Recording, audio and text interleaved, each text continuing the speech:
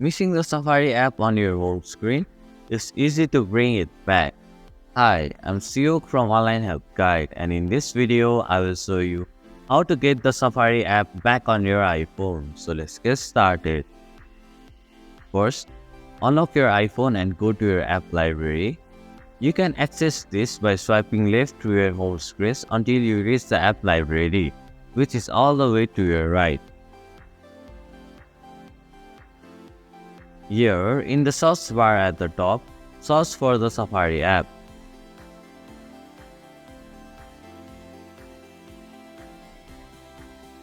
Once the Safari app appears in your search list, tap and hold onto it.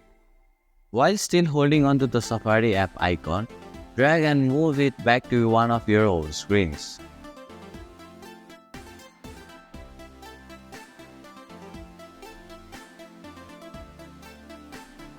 You can place the Safari app wherever you prefer on your home screen.